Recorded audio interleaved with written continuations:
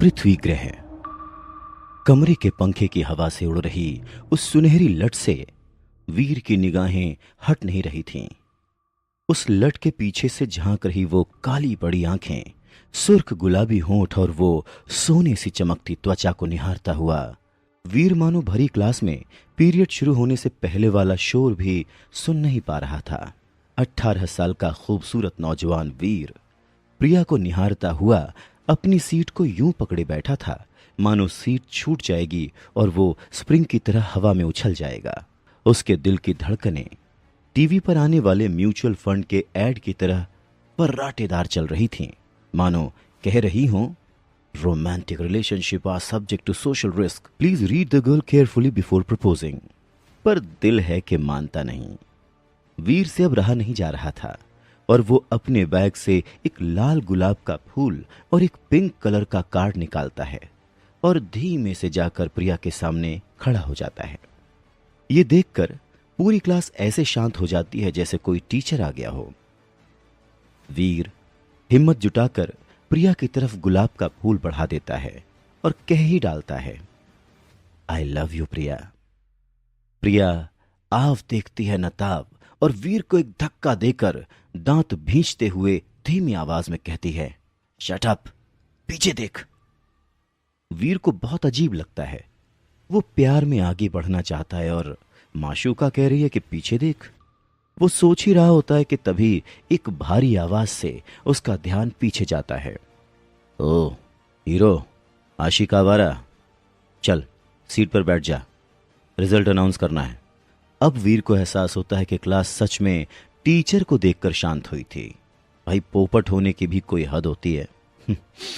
उस टीचर की ऐसी दहाड़ सुनकर जान चली जाए, ये आशिकी भला क्या चीज है। वीर धड़ाम से वहीं पर बैठ जाता है। क्लास में सभी बच्चे पास हो गए हैं सिवाय एक को छोड़कर। वीर रहे जा। मैथ्स टीचर की ये दूसरी दहाड़ सचमुच जानलेवा थी। सभी हंस पड़ते हैं, प्रिया भी। वीर के सपनों का जहाज उसके एम्बैरेसमेंट के समंदर में डूबता सा फील हो रहा था। उसे क्या पता था कि जिंदगी के कागज पर वो किस्मत की कलम से जो लव लेटर लिखने वाला था उसे मैथ्स के इक्वेशन खराब कर देंगे। इस रिजल्ट के अनाउंसमेंट की इससे बुरी टाइमिंग और नहीं हो सकती थी। बेचारा वीर, उसे तो लग रहा था कि पूरी क्लास में प्रिया ही सबसे ज्यादा उस पर हंस रही थी। तभी मैथ्स टीचर आके बिल्कुल वीर के सिर पर खड़ा हो जाता है और एक पेपर उसके सामने पटक कर कहता है, कल मुझे इस परफॉर्मेंस रिपोर्ट पर तुम्हारे पेरेंट्स के साइन चाहिए, समझ गए? लंठ कहीं का।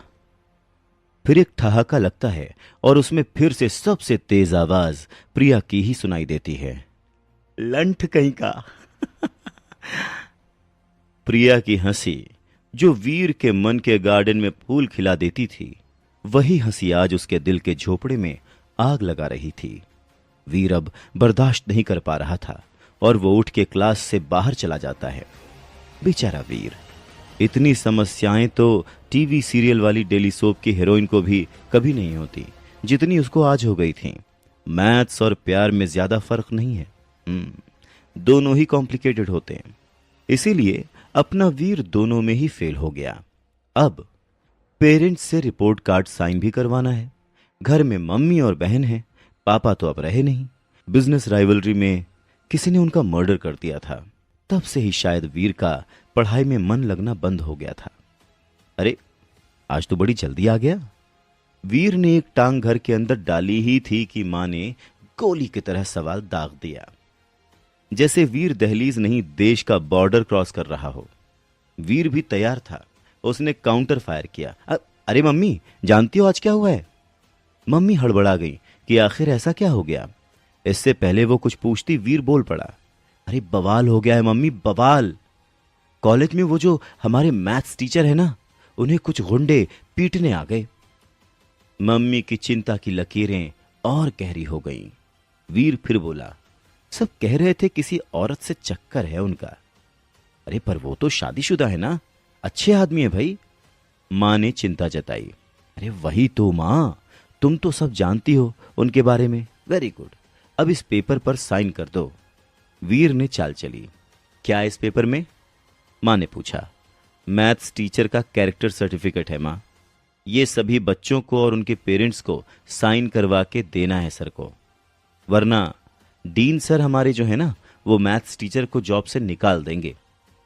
वीर ये बोलकर मम्मी को ध्यान से देखने लगा कि उसका पैंतरा काम करता है या नहीं, पर हर बार की तरह आज भी काम कर ही गया। मम्मी ने झट से पेपर पर साइन कर दिया।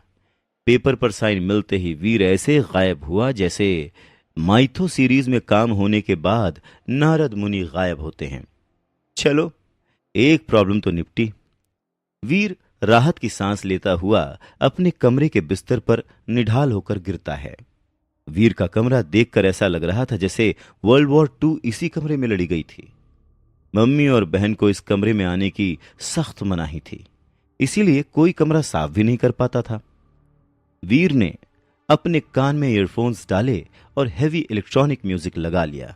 तभी अचानक उसी म्यूजिक के बीच से एक आवाज सुनाई दी। वीर पुत्र। ये आवाज जानी पहचानी थी।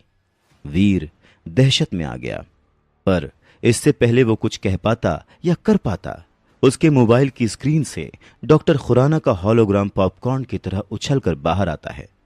उस हॉलोग्राम को अचानक देखकर वीर के हाथ से मोबाइल छूटकर नीचे गिर जाता है। हार्ट अटैक करवाओगे क्या अंकल? वीर झल्लाता है। डॉक्टर खुराना का हॉलोग्राम बढ़कर अब वीर के कद का हो जाता है। वीर फिर झल्लाता है। आप इस तरह मेरी लाइफ में जब चाहे तब नहीं घुस सकते। खुराना उसकी भावनाओं को समझते हुए कंसर्न दिखाते हैं। पुत्र, तेरे पापा मेरे बहुत अच्छे दोस्त थे।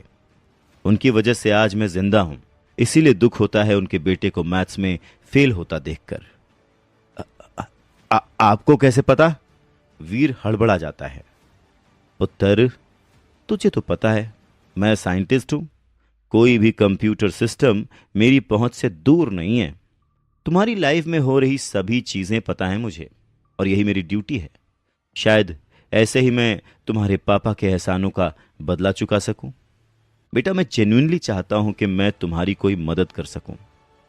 तुम चाहो तो मैं तुम्हें मैथ्स पढ़ा सकता हूं ताकि तुम फेल ना हो। डॉक्टर खुराना ने वीर को दिल की बात बताई, पर 18 साल के वीर के लिए इन बातों का कोई मतलब नहीं था। इस उम्र में ज्ञान नहीं, फ्रीडम चाहिए होती है। डॉक्टर खुराना फिर वीर को कहते हैं, बेटा, तुम्हारा पढ़ाई में मन नहीं लगता तो कोई बात नहीं, मैं तुम्हें अपनी लैब में जॉब भी दे सकता हूं। तुम चाहो तो अभी से पैसे कमा सकते हो। तुम्हें नई नई चीजें सीखने को मिलेंगी। बेटा, तुम्हें पता है हमारी धरती एकमात्र ऐसा ग्रह नहीं है जहां पर जीवन हो। सच में और भी कई ऐसे ग्रह हैं। वीर सोचता है कि वैसे ही मेरी ग्रह दशा खराब चल रही है और अंकल नए ग्रहों के बारे में सिखा रहे हैं। आखिर कैसे पीछा छुड़ाऊं मैं इस गले पड़ू अंकल से। अब वो समझ चुका है कि डॉक्टर खुराना से पीछा छुड़ाना इतना आसान नहीं था, इसीलिए उसने आसपास देखा और फिर अपना मोबाइल उठाकर पास रखे फिश बोल में डाल दिया। गुड़गुड़ करते मोबाइल के साथ डॉक्टर खुराना का हॉलोग्राम भी बंद हो गया। वीर ने अपने दोनों हाथों को ऐसे झटका जैसे कोई मुसीबत टल गई हो, पर आज फिर से वीर को मोबाइल टेबल लैंप के नीचे सुखाना पड़ेगा। दूसरे दिन दोस्तों की आवाज से वीर की नींद खुलती है और वीर को रियलाइज होता है कि वो आज फिर से कॉलेज के लिए लेट हो चुका है। फटाफट से तैयार होकर वो नीचे आता है। माँ रोज की तरह ब्रेकफास्ट लेकर खड़ी है, जो भागता हुआ वीर झट से उठाता है और आगे बढ़ जाता है। तभी मम्मी पीछे से आवाज देकर उसे रोकती हैं।